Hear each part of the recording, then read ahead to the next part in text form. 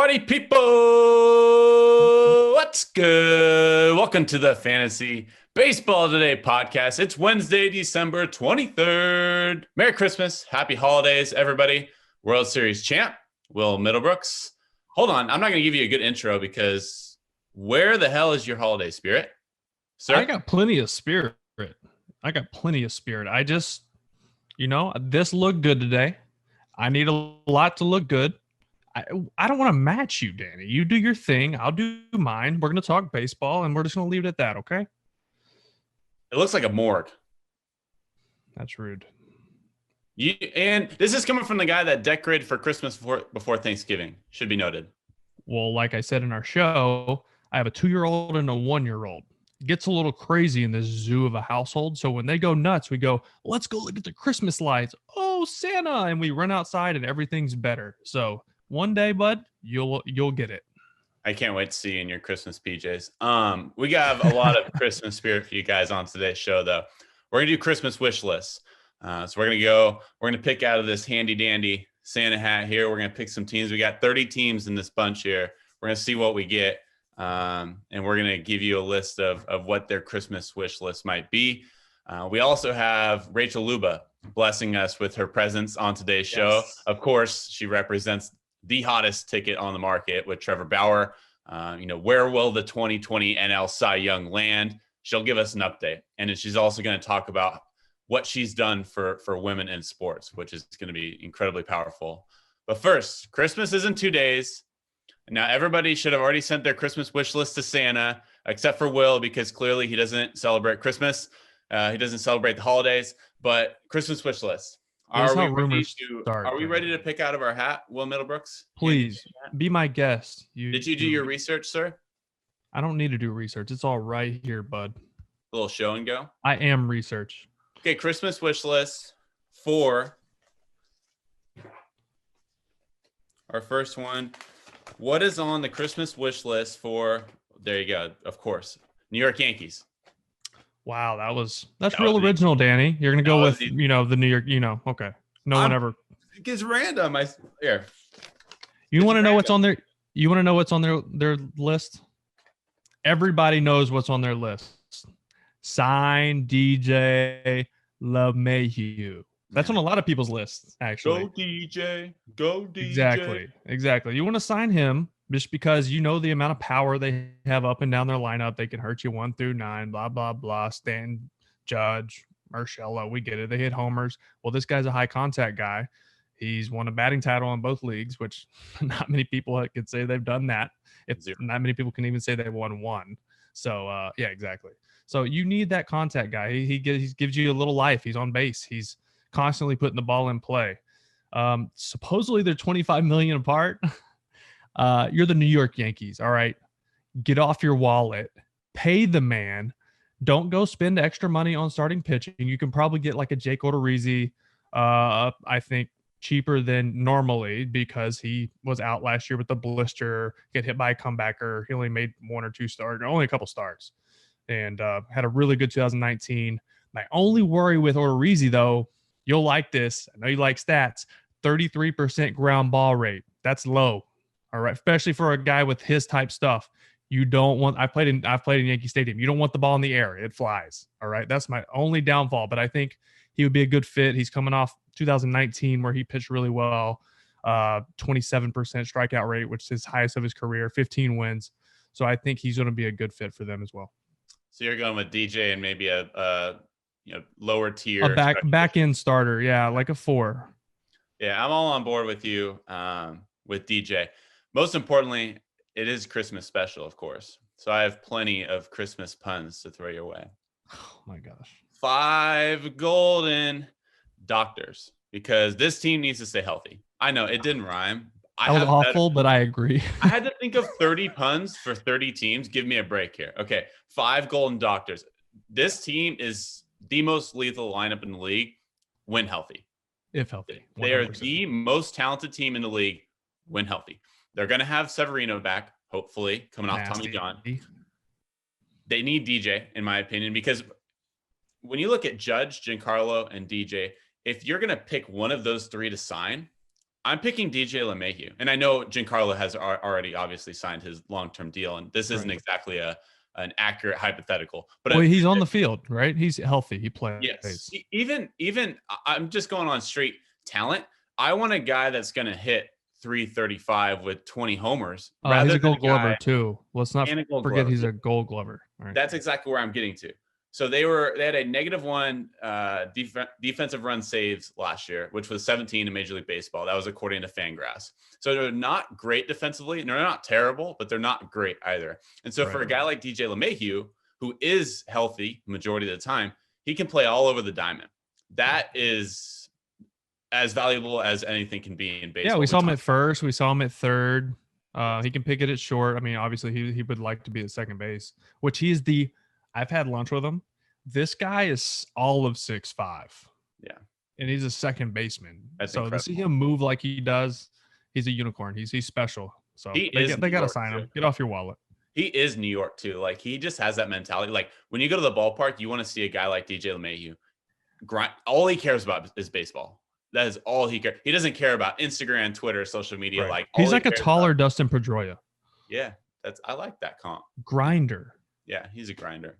I love it. Hashtag grinder.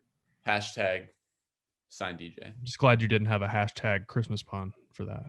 I'm getting there. Let me get to my next team. Hashtag Xmas. Hashtag blessed. Our next team. We're going out west, my friend. Los Angeles Angels. What is on the Christmas wish list? What? Listen, here's the thing with the Angels.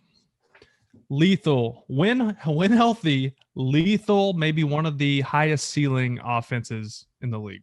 Yeah. When healthy, Ohtani, if Pujols is swinging it, if Justin Upton picks it up and plays to his capability, and then I have a guy named Mike Trout. All right, pretty good. Will go down as the GOAT. I truly believe that from watching him as a fan now, playing against him, playing with him in the fall league when he was just a baby. This kid will go down as the best player of all time. According to Justin Upton, who said on our last podcast, he is not the most talented, though. Keep that in mind. I understand where he came from, but we're still talking about the greatest baseball player of all time. He will go down as that. So they need to get him to the playoffs. All right. The best player in baseball doesn't need to be deer hunting during the World Series. All right. He doesn't. He needs to be under the big lights. So they got to get pitching. So they need to get Trevor Bauer. They got to get him. Period. Yeah. They had over a 5 ERA with their team last year. They runs allowed 5.5, 5.3. Can't do that. No. Even with a really good offense, you got to keep it under. You got to keep it around 4.5 or under to give you a chance at winning ball games. But with that offense, get that offense clicking. Add Bauer, maybe one more arm. You never know what can happen. It's a weaker division right now. You got the A's. I know the A's are good, but Rangers are down, right? Yeah. Houston wasn't themselves last year until the postseason. We don't really know about Oakland either. I know they have a lot of young studs, but if they lose Simeon, that's a hole in the middle of their infield too. Very true. That's very true. So, I mean, they're not that far away from being a contender. They're not that far away from being able to win the division. Houston's not the same. They're not going to have the pitching. We know that. I mean, they surprised me in the playoffs, but I don't think they're going to win the division next year. I think the Angels, if they sign Bauer, they're a contender. Because not only is he going to pitch well for them, he teaches things to other pitchers in the rotation. He is there. Just having a presence like that of a superstar pushes you as a player to play better. So it's more than just his numbers that you're going to get when you sign a guy like that. They need an ace. I don't care if it's Bauer or who. So I have on the best pitcher was Dylan Bundy. Go back to last season. I want to know who their rotation was back in 2019. We've already talked about this season. Last season, their opening day starter was Trevor Cahill. After that, it was Matt Harvey. It was RIP Tyler Skaggs. No offense to those guys. It's just not going to get it done. Right. Dylan Bundy was literally their best arm. Yeah, he was. He had a really solid season. As Jay put it last year, they actually had some good moments. Their starting rotation did. As a whole, they didn't. But Major League Baseball, it doesn't matter what side of the ball. Defense, hitting, pitching, base running, consistency is what makes a good big leaguer. Yeah. Anybody can do it once or twice. Trust me. The last pitcher that they had making an all-star team was Hector Santiago in 2015. Before that, Jared Weaver in 2012. They had, and their bullpen's a mess too. They had the 7th most save opportunities in Major League Baseball. So their lineup and their starting pitching gave them a chance, but they blew 14 of those 26 save opportunities, most of Major League Baseball. So I have all I want for Christmas. This is a good one. All I want for Christmas is you, as in you, Darvish. Ooh, you like that one? I know you. I do. You got my attention because I was like, "Come on, man." I'm all for Bauer. If Bauer doesn't work out, there are some trade options. I think you, Darvish. I agree. That's a decent fallback, right? Yep. Going back to this handy dandy hat, we're moving on here. Of course, we got Rachel Luba coming up soon. Looking forward to that. Where is Trevor Bauer going to go? Speaking of Chicago, that was a good timing. Chicago Cubs. I just talked about Darvish. Yeah. I don't have a whole lot on the Cubs. I mean, I think they're on the list. I think LeMahieu's a good fit there. I think they possibly could have some money to pay him. I think they could look at Paxton. The only thing with Paxton is what I like about Paxton is his velocity he's in the mid to upper 90s. So that's what you need to be successful right now. We've talked about launch angle and guys swinging up with the ball and getting on plane. The hole in those swings is going to be up in the zone, 95 plus. Mm-hmm. So Paxton's got that. He's got that ride on his heater. Yeah. You know? I'm glad you brought up launch angle because you saw that video I shared to Twitter. The difference between point of contact. Point of contact. The difference between hitting a line drive and hitting a homer is literally just hitting out in front a little bit more. Correct. If anybody hasn't seen that, check out my Twitter. Yeah. There's a few more things that go into it, but that's for another podcast. Sure. So for the Cubs, I think they have enough. I think they have enough as is. I think they need an outfielder. They lost Schwarber, or they're probably going to lose Schwarber. Sure. I think maybe like a Reddick because his market value is like 3.5. Yeah. That's very doable. And I think guy hits for a low average though. Right. Yeah, but he's going to play decent. He's going to play decent defense. I think maybe a 5th starter. You know, the sentimental pick there would be John Lester, but they're already paying him $10 million to beat it. Just get out of here. Yeah, he's not coming back. With not picking up his option. So he's probably not going to go back there because that'd be weird. Like, hey, we're going to pay you what, $5 million on top of the 10 we gave you to not re-sign with us for $25 million. Like bringing your ex back, like moving. Yeah. It's just like, we love you, but it's time to move on. Yeah. So I have jolly old St. Chris, not my best Christmas pun, because I just think you need a healthy and happy Chris Bryant. I think they have enough talent as is. I think they're slowly turning into the New York Mets. The way I don't think it's a culture thing. I think it's more so their players aren't playing up to their potential type of thing. I agree. Which is I will say to that point, David Ross, old teammate of mine, he will get the most out of his players. So I do think they pick it up. I think they play better baseball. And I think, honestly, it just came to my mind. I think they could add a guy like on the cheaper side, Archie Bradley. Yeah, I like that. Because they were relying on. You got Kimbrel. Yeah. But he hasn't been as consistent. It's just adding a late inning guy. I think people forget about the impact Brandon Morrow would have had he been healthy. I played with Brandon as well. Nasty elite stuff. Just can't keep his arm in one piece. Yeah. It's been that way his whole career. We got time for one more before we get to our interview here. We got Give it to me. One more. Let me get one more. Let me shake it up. Taylor Swift released her new album. Don't know if you saw that. I did not. Sorry. We are like really good timing, by the way, because I just mentioned the Mets. How about the Mets? The Mets. Weren't you just talking bad about the Mets? I was talking bad about the Cubs. I was saying the Cubs are turning into the Mets. That's a lot of people, a lot of networks are screaming Mets want Bauer. Everybody wants Bauer. But the Mets don't need him, I don't think. Jacob deGrom, ever heard of him? Thor. Who we got? Stroman, Matz, David Peterson, who was there last year, and he was 6-2 with a 3.4 in 10 games. Lefty. Get Seth Lugo. I like Seth Lugo in the bullpen. That's fair. Because he's a Swiss Army knife. Yeah. He can start and give you 7. He can, if your starter is awful and gets crushed in 2 innings, he comes in and gives you 5. Yeah. He can close. He can set up. He can do anything you want. He can probably play shortstop at this point. Yeah. He can do anything. I like him in the bullpen because that's an option that every team wishes they had. It's reliable. All right. So I think David Peterson, who showed us something as a southpaw last year, I think he can fit into that 4 or 5 slot, Mats, at the end of that as well. So you get two lefties in a row. Mm-hmm. I like that. So with that said, they don't need Bauer. I think they need George Springer. I think Brandon Nimmo, great guy, love to sprint to first base after you walk, but just kidding, I hate it. That's so college. But he was arguably one of the worst defensive center fielders in the game. His on-base percentage, that clip, 404, 390 career. Yeah, you like these stats, don't you? You thought I couldn't do it because I'm just a dumb baseball player. I got stats, bud. I never said you were dumb. All right, George Springer, where were we at? George Springer was what, 360 career on base? Okay. You're not going to get on base as much. I get it. You're not going to steal the bags like Nimmo, but you're going to fill that void defensively, and you're going to hit big time homers and big spots, and you're going to bring a winning mentality over, which that team needs to get through the second half of the season. I think he's going to be a good ad. George Springer, New York Mets, get it done. I'm a fan of sprinting to first, by the way. I think Nimmo sprinting to first is kind of cool. So it's because you're a career college pitcher.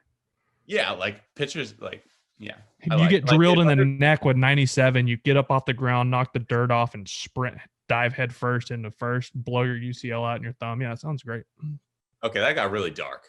Like your grim background with no holiday spirit just like came flooding out of you right there. So sorry. This is a good one. I have a really good. This is my best Christmas pun in my opinion. I'm really glad we got the Mets. How about the Trans-Siberian Lindor Orchestra? Francisco Lindor, my friend. Ahmed Rosario has not shown the ability to play shortstop. He's an average to below average hitter so far. He's gotten his opportunity in the big leagues. He has yet to really, I think he's a very average shortstop in Major League Baseball. I think he is potentially a trade piece, but he has a negative 1.8 defensive WAR in his 2+ seasons in the big leagues. That's not enough. And if you're the New York Mets and you're Steve Cohen, who just took over the team, they're looking to compete right now. You're not looking to create a prospect. You're not looking to tweak Ahmed Rosario to where maybe he becomes a big league player. You want to win right now. They have the money to win right now. Do they have enough to trade to get Lindor? I've seen some other things out there. There's a few prospects involved, and obviously they traded away, of course, their best one to Seattle. I know. Well, they have the extra $24 million this year from Cano getting banged on the PEDs, so they have some money to play with this year because Lindor's got what, one year left. He has 1 year left. Yes, he does. But I think he's a guy that would sign long term with a big city like New York. Yeah. You know what's crazy is this kind of stuck out to me. I was looking at the Mets. Obviously, they finished 4th in the NL East last year. They've been, since their inception in 1962, they've been around for 59 seasons. Pretty long time. Yeah. They've made the playoffs 9 times. They've missed the playoffs 50 out of the 59 years. That surprised me. I knew the Mets were the Mets, but they have a World Series under their belt. So I was like, oh, they're mildly successful. They've only made the playoffs 9 times. They're like, what do we say about the Mets? The Mets. The Mets. I hate that you do that. Stop it. They do it. They find a way to lose. All right, fair enough. Well, I really like. With that said, I love Cohen. I think he's really good on social media too, with getting fans involved, which is great right now for baseball in general. Not just, there's so many fans from every team watching what he's doing on Twitter. So that's been fun to watch. And I like this Mets team a lot. Yeah, I like them a lot. With Thor healthy, Stroman, I think Stroman has a good year. I like this team. I do. Siberian Lindor Orchestra. Make it stop. I'm glad this is over. We got plenty more on tap, Will Middlebrooks. Don't you worry. We got Rachel Luba coming up next on the Fantasy Baseball Today podcast. We back with Rachel Luba, founder and owner of Luba Sports, the youngest certified female agent in all of baseball. She is paving an entire new road for females in sports. I mean, she's on an island of her own. She's been incredible. 2020 has been frankly an absolute shit show, but it's been pretty welcoming and pretty good for a girl like Rachel Luba. Thanks so much for joining us, Rach. Yeah, thanks for having me, guys. Appreciate it. I mean, we could start it off right now and just because let's address the elephant in the room, and it's not Trevor Bauer. We'll get there. The elephant in the room is you losing in the second round of the 2020 Best Baseball Twitter poll that happened this last week. That was, of course, set up by myself. And not to mention my co-pilot here, Will Middlebrooks, getting axed in the first round. See ya, smell ya. That's a bad, no. That's a bad co-host. You put me up against the entire country of Great Britain. Both of you guys were so unappreciative. And secondly, both messaged me and said, why did you put me up against this person? Well, hold on. Let me just say. So when I first saw that there was a bracket and I was a part of it, I was honored. I was like, wow, this is so cool. I didn't even know there was this was a thing. And Jess Kleinschmidt was telling me, she's like, yeah, this is an annual thing. So I just started using Twitter a year ago. So I was like, I never heard of this thing. This is really cool in 1 year to be able to make it on the bracket. So Jess was super bitter because you put her up against Cespedes Family Barbecue in the first round too. She was like, how is that even fair? So my thought, and I told her, I was like, honestly, they should have put me up against him the first round, knocked me out the first round, because to be honest, when I first got on, I was just honored that I made the bracket. But you let me get through the first round, and then the competitive, nice. Then the competitive Rachel comes out. I'm like, oh, well, I went the first round. Now I'm going to win the whole thing. That's how I feel. And then you put me up against John Boy the second round. That was bullshit. You could have just knocked me out the first round, let me be honored I made the bracket, and then give me a fighting chance next year. Yeah, I don't think it's any wonder how she's gotten to the point where she is, because she's obviously a tad competitive when it comes to just a touch. Just a touch. Little bit, yeah. But really bitter about the John Boy thing. So look, I'm going to leave it at this. There were mistakes made when I made this poll. There's no doubt about it. I should have done better research. However, you take your L and you have a Merry Christmas and Happy Holiday. Well, can I just say, first of all, it's smart on your end. And I was telling Bauer this. I was like, this is brilliant. How much did your following grow just from doing the bracket? That's a good question. Yeah. So I started it last year. And at that time, I had about 1,000 followers. Yeah. After that, I had about 3,000. And then I've basically grown that account. I'm at 12.2 now. I've grown. So basically, this is all just for you. It's for me. It's not for anybody else. Yeah, I just wanted you to say it for everyone to hear. Okay. Yeah. I'm letting the cat out of the bag there. I've grown by 2,000 followers in the last week. Yeah, I figured. Awesome. I'm pretty sure somewhere in my phone, I screenshot your followers. I was like, I want to see how many followers he grows just by this damn bracket. I think I lost some. I lost. First round. People were like, wow, he made the bracket and then just got crushed. I want to put this out there. Yes, it's great for my brand, but at the same time, I think it's really cool because I get to learn about different people. Yeah. I get the best feedback you get is, why didn't you include blank? Why didn't you include more blank? And then I go and look at their profiles and I'll say, damn, I should have included them. That's my fault. Can I ask, I don't know how much you can answer this, but how do you honestly do it? My guess is I made the bracket because I was going to be on a podcast. I didn't know you were the co-host, but that was my thought. I was like, oh yeah, it would be really awkward if they just left me off of that. And then I was going to be on a podcast a few days later. It's very, very vague and gray. For me, it's all about the eye test. For me, it's what I see on a day-to-day basis across this last year. And again, it's very gray. There's not really any perfect system to it. And again, mistakes were made. There was one specific individual that probably shouldn't have made it, I'll admit. And then there was probably a handful more that should have made it. So who was the guy who went up against the first round? Got to pull it up. I forget.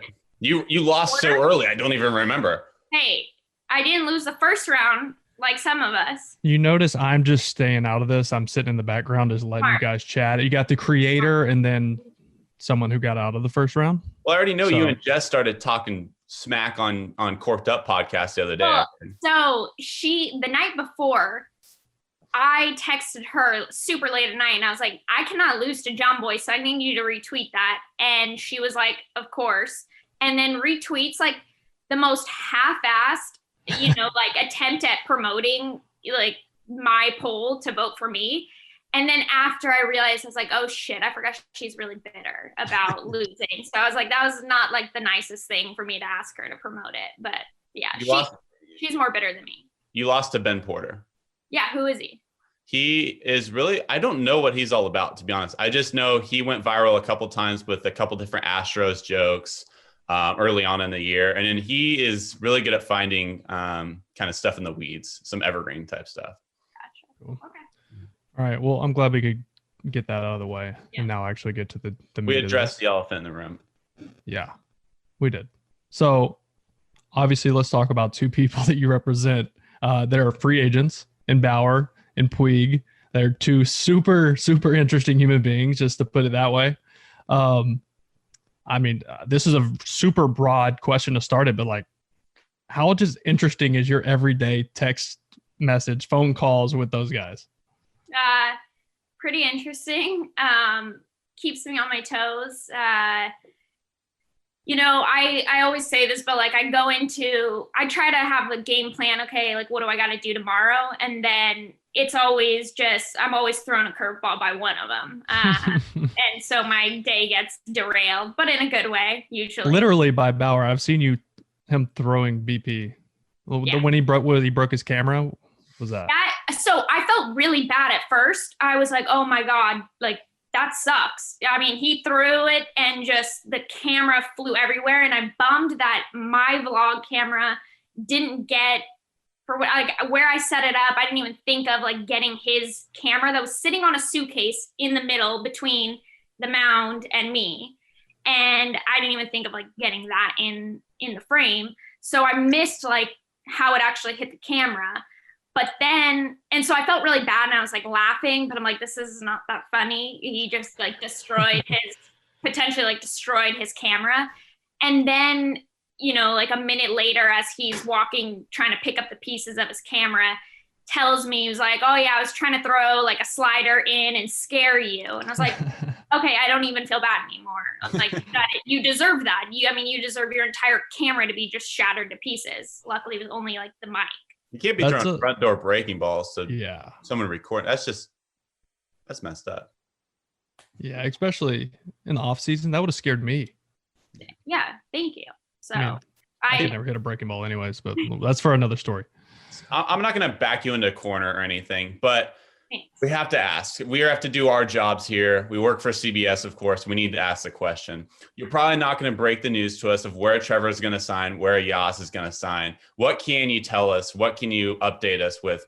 Let's start with Bauer. What's his free agency been like? Are there any specific teams that he's talking to? What's he leaning towards right now? The free agency process with him it's been fun. It's been interesting. He's really embraced it and taken it just kind of to a different level. I think I always ask him this. I'm like, do you think you're the media's best friend or like least favorite person during this? Because he is so vocal about a lot of stuff and very engaging, but at the same time, he's not letting them, leak stories and things like that. So I think it's a mixed bag there, but it's been fun. He's enjoying, getting fan bases engaged and just keeping people in general in the off season engaged in baseball, which I think is a hard. Well, he's helping grow the game, which is he's been super vocal that an issue is with marketing baseball. So he's doing a good job of marketing baseball and getting fans involved, especially during a time of year where nobody's really talking about baseball and there's no winter meetings that are public. So yes, exactly. So, I mean, last year, everyone was talking about baseball. That was because you had the Astro scandal. But aside from that, I mean, who cares about baseball in the off season? Really, nobody. It's a slow moving process. Usually with free agency, it's like watching paint dry. So he's trying to make this, fun and keep fans engaged. So it's been really cool to kind of watch that from behind the scenes. Are we getting closer? I would say yes. Every day we are getting closer. That's generally how that works. Yeah. So the whole the premise of like this pod, like this segment that we're doing today is about a wish list for teams. So I think my question is, does Trevor have like a wish list? Not as far as a certain team, but certain aspects and details he's looking for, like a certain city or a certain kind of team. Like, does he want to go to a team that's already stacked and ready to win? Or is it like, I want to help build a team? Like, I don't know. Obviously, I get it. There's only so much you can tell us when it comes to this. But like, I'm just curious to, like, in his heart of hearts, like what he really wants to get out of the team he signed with. I mean, I think one of the most important things, there's like two big things. He wants to be happy where he is, and he wants to win. Those are big things for him. I think as he's gotten older too, he's realized the importance of being happy where he is. Absolutely. So, he's a different cat. Like the things that are important to him, the decisions he'll make ultimately. I think I'm sure there's going to be plenty of people that are critical of them, but at the end of the day, he's got a plan. He's a pretty smart dude.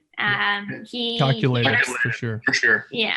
So he understands what's happening, and he understands the benefits, risks of everything, and ultimately he'll make his decision. And I'm sure there'll be plenty of people offering their, criticism and whatnot of it. But it's part of being in the spotlight, right? You can't make everybody happy. So focus on yourself, especially in free agency. Right. Let me ask you one more. Then we could get on to a little bit more fun stuff, your background, how you guys met, as I think people really want to hear that. When you're talking about a guy like Trevor and a guy like Yasiel, if I'm a team, why do I want to sign a guy that's so vocal? Because I think the game of baseball is changing. If you want, and I think teams are seeing this. I mean, I talk about this a lot too, but think about a year ago in 2019 in the postseason, you have Bregman carry his bat to first base and he apologizes for it after the game, right? That was the state of baseball then. You do something like that in the heat of the moment and you apologize after and you get on camera.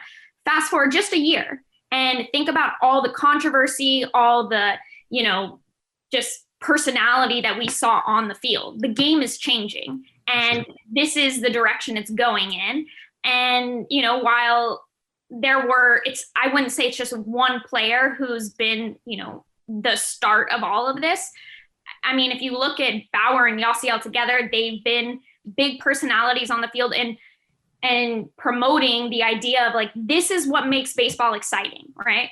I mean, just look at how people talked about baseball on social media in this past year too. That is what is exciting. And at the end of the day, I mean, their personalities aside, Bauer shoves on the mound, Yasiel rakes. Like, why would you not want to bring them onto your team? Will, before you take over, I got one more follow-up. Has there been any teams that have been discouraged because of how boisterous they are? No, I think, Yasiel's momentum's working on, helping people see the real side of Yasiel, because I do think he was very misunderstood and, he didn't play this last season. So he, his last season in the league was when, the year before, and having that kind of personality wasn't necessarily embraced by everybody. And so I think, if he played last year, I think he would have seen a very different reaction in general. But I think people just need to kind of understand, okay, like that's how Yasiel plays. And Yasiel's loved, by fans, what he brings to baseball. I think baseball is better with Yasiel in it. But ultimately, I think most teams are looking at Yasiel and they are, the on-field performance speaks for itself. Yeah, he's a freak athlete too. It's offensively, defensively, and then just brings excitement, to a fan base. So who knows if we're gonna have fans in the stands? We don't know what's in store for that next year. So I think going back to marketing the game, we need exciting players like that. We need young, exciting, guys like Puig. I mean, that's what we need, and where we're losing a lot of fans is the younger generation. No doubt. Like the older generation that grew up listening to games on the radio and going to games with their dads. Like those are the guys that are lifers, and they're always going to be there regardless if they like the bat flips and the flair and all that. But the newer generation is so they can't. I mean, it's ADD all the time. Like their attention span is so short. A three-hour baseball game is not on their list to do. So no doubt. But bringing some excitement is what we need for the younger generation. I agree. And I think especially in a time where we don't know, like you were saying, if there's going to be fans in the stands, I mean, so then how do you engage people on their phones? You know, how do you engage them? Well, you bring exciting players who are going to have ridiculous, you know, highlights you can make of them, who are going to do little antics on the field that, you know, will go viral. That's how you bring excitement to the game. And so that's the value that these players bring. People get too stuck in the old way of thinking of baseball, but just being a sport, because now it's much more than a sport. It's a business, it's entertainment. It's not just the sport like it used to be. There's so much more to baseball, and it's a show. It's a show. It's about talent and being the best in the world at what you do, but you got to put on a show or no fans are going to be there. They're not going to watch. Totally agree. And that's why you see the NBA is having so much success. I mean, why UFC took off the way it did. They're utilizing the entertainment value. Exactly. And a new generation in the agency business too. You're the only female with her own agency. Why you? What have you done differently than all the females before you? Because I don't personally know, because I am not a female in the sports business, but I can say from a secondhand perspective, you're in uncharted territory. I mean, you have climbed mountains, you have done the impossible as far as where I'm sitting. Why you? Why are you different than all those that came before you? Yeah, I mean, look, I think got to give credit to all those that did come before me, and you know the path that they did pave. But at the end of the day, I think I looked at it and saw just kind of the few women that really were in the sport in general.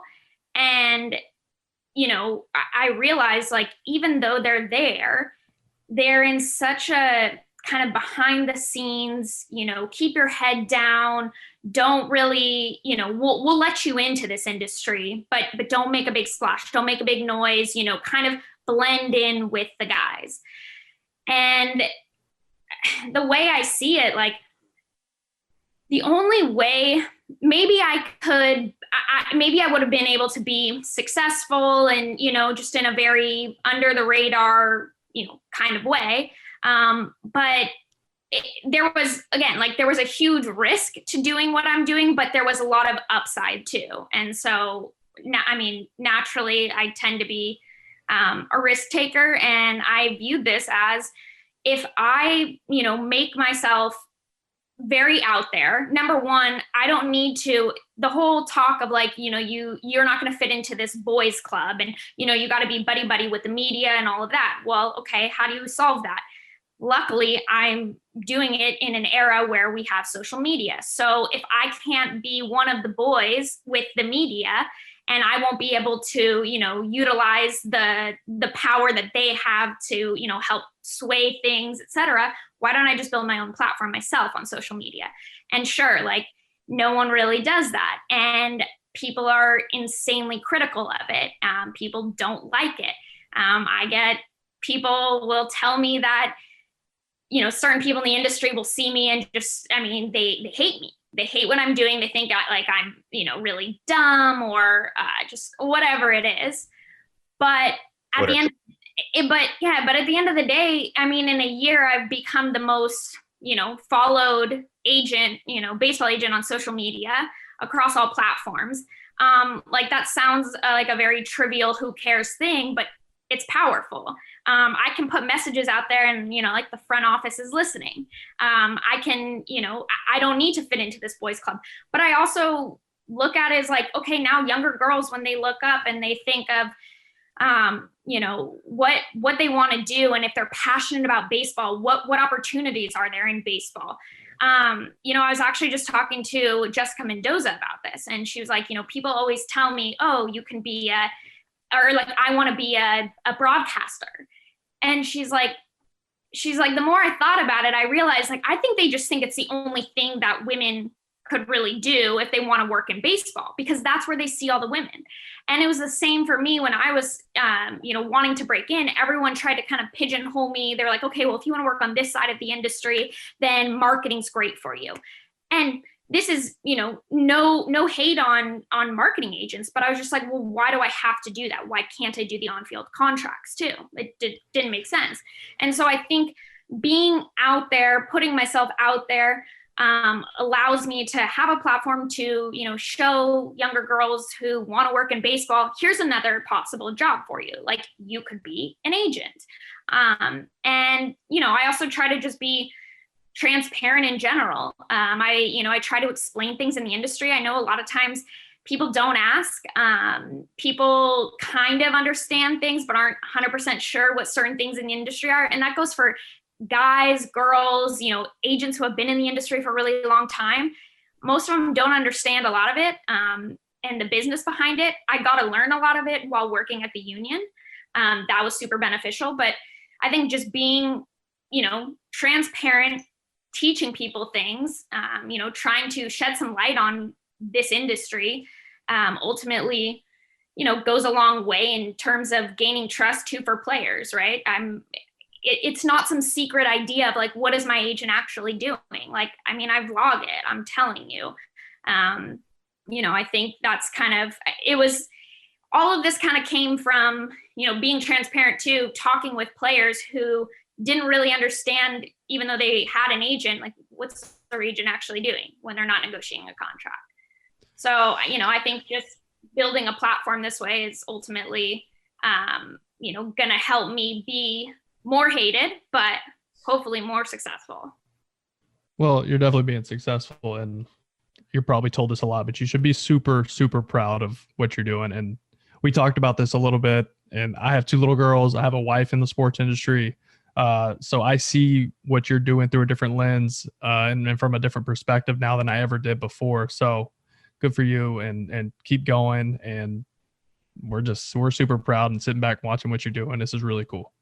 Well, I appreciate that. And it's always nice to hear, because it does oftentimes sound like, the loudest people in the room are usually the haters.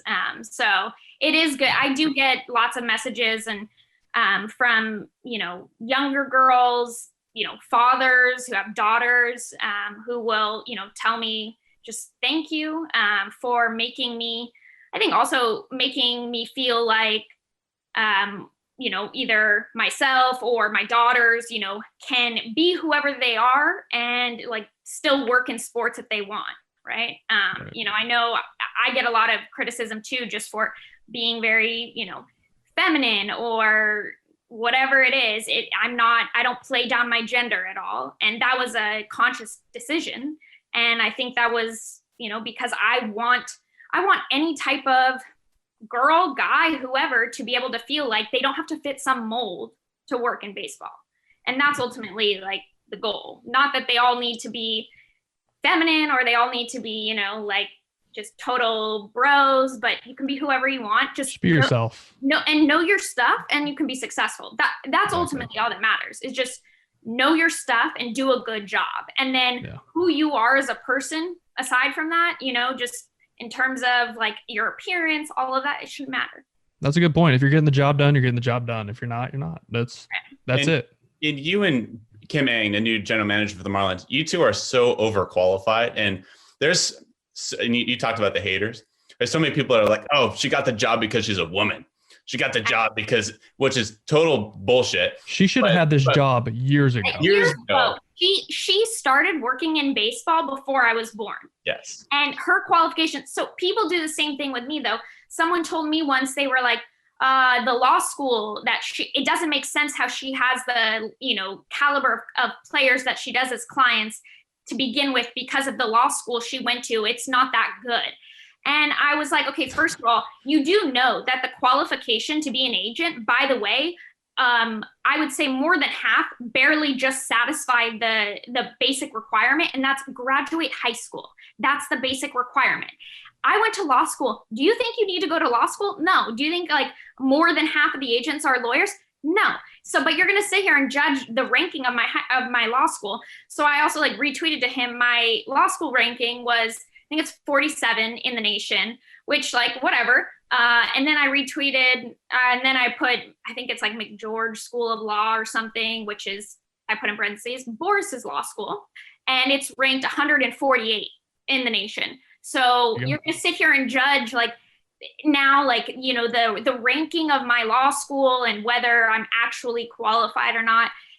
So, but everything, that's how everything for me is. To add to that, because you went to, it was Pepperdine. Mm-hmm. If I'm not, I applied to Pepperdine out of high school. I got rejected and I was number 2 in my class. So just to give you an idea of how studious and how much Rachel knows her shit, that should give you some education. For sure. Well, I appreciate that. I picked my law school based on, I said, which ones compete in the Tulane salary arbitration competition? I wrote my personal statements about I'm going to be an agent.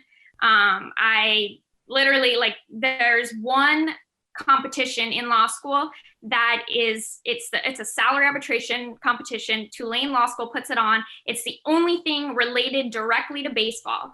And I was like, I'm going to go to a law school that competes in that.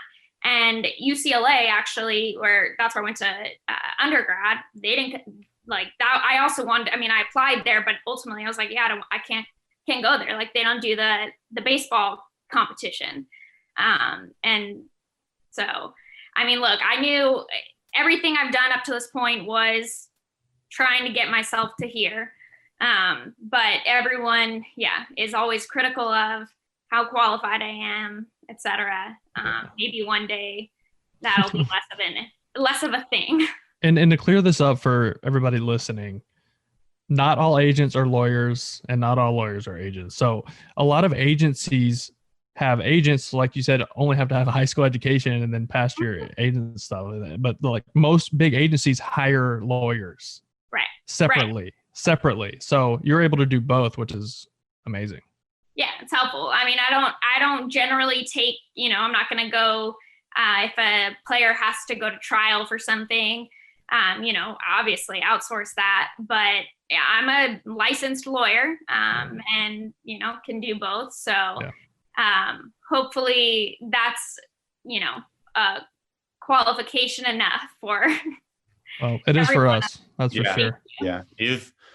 Again, I'm not a woman in the sports business. Just know, I speak for Will and myself. You've inspired both of us to reach for things beyond measure that you think is not beyond measure. So thank you for all you're doing, not just for women, but for sports in general, because we're growing. And a lot of that reason is because of people like yourself. Well, I appreciate it. And, look, at the end of the day, like, I think most women in sports will look around and say, like, thank you to a lot of these men in the industry who've, trusted us and realized and let us in, because ultimately, like, you guys kind of were the gatekeepers. And so guys who have supported us, it means a lot. I know my biggest supporters have been players themselves. And it's really nice to have, like, allies, and we know how much, a lot of guys, have done to help me get to where I am. So super cool. Rachel Luba, representative. She has clients, Trevor Bauer, Yasiel Puig, among others. She has taken the world by storm. Forbes 30 under 30 list just a couple weeks ago. She's on top of the world, and she's joined us. She has joined us here on the Fantasy Baseball Today podcast. Thanks so much for joining us, Rach. Yep. Thanks for having me, guys. Rachel Luba, man, what she's doing for baseball is, like I mentioned before, it's uncharted territory, and it's super inspiring for everyone involved. And someone like yourself, you mentioned you have 2 daughters, your wife obviously works in the sports media industry. It's incredible what she's doing. And, we talked about Trevor Bauer, of course, and she gave us a relatively good update with what's going on with. She said he is getting closer. She did say he's getting closer. But let me ask you this. He's getting obviously interest from New York to Los Angeles and everywhere in between. He could fit on 30 teams. Let me ask you, you've been through the free agency process. You've had contracts on your table, and you've had to choose which one is best for you and your family. How much does location play a part of that? Because you grew up in Texas, you were a big time Texas A&M fan, and you ended up getting drafted by Boston, of course. But then you had other offers. You ended up going to San Diego. How much does location play a part in your free agency process, at least for you? Well, my free agent process was nothing like Trevor Bauer. I was more, I'm looking at depth charts and I'm saying, where's my best opportunity to spend the least amount of time in AAA and the most time in the show? All right. So it was a little different for me, a lot different. Let's be honest. But with that being said, like I liked playing on the East Coast in the big leagues, primetime games, big rivalries. West Coast, I loved living out there. I played in San Diego, like you said. I loved living out there. I lived in Point Loma. There's beaches everywhere, beautiful weather. Best city in America, if you ask me. High taxes if you're into that. I'm into it. You pay for the weather. That's fine. I love it. But I mean, as far as like playing big games, primetime games, 7:05, on the big lights on Sunday night, you're not getting that on the West Coast. If you're, it starts at 10 on the East. So it's a little different. You don't have many people watching you. If you do want to play in that 7:00 primetime East Coast game, you're going to start about 5:00 and you're going to have shadows until about the 5th or 6th inning. And everybody in the United States gets to watch you swing and miss a slider by 7 feet because you can't see the spin. So I'm going to the East Coast, biased to that because I spent a lot of time in Boston. I think that's how they say it. So that plays a part in your decision process, though. That like this is a fact. Which part? Okay, let me ask you this. The location? Okay, let me ask you this. Which is more important? A little bit more money or a little bit better location? For me or for Bauer? Well, for you. For me, money. Yeah. For Bauer, location. What's the difference between 27? Just like Rachel just told us, like he's finding out how much more it is like important it is to him to just be happy where he's at. Yeah. So if he takes a little less money and he's happy living in a certain place, like let's say he signs a 1-year deal, what's the difference in 18 million and 21 million? He'll get more than that probably, but I'm just throwing a number out there. Like you're talking millions of dollars. Just go be happy. Unless it's in California, then I want to sign for more because of the taxes. But for him, location. For me, for someone that isn't making as much money, you want to get as much money as possible. Okay. Before I let you go, did you do your Christmas shopping for your daughters yet? That's been done, bud. We get hand-me-downs from the neighbors. Our neighbors are kids are a little older than us. Yeah. We don't buy a thing. We wash it down, Clorox wipe it, wrap it up. Merry Christmas. You cheapskate. You're like, have you ever seen Bad Moms 2? No, I watch good movies. That is a good movie. And she gifts her son the same baseball glove every single year. She just rewraps it and the kid's kind of ditzy. She just rewraps it and he's like, "Oh, new baseball glove, Mom. New baseball glove." Oh, he's getting his glove out. And that means it's time to go. A special thanks to Rachel Luba for joining both Will Middlebrooks and myself on the podcast. We'll see you after the holiday. Merry Christmas. Happy holidays to everybody out there. We'll see you next week, next Wednesday. See you guys. Merry Christmas.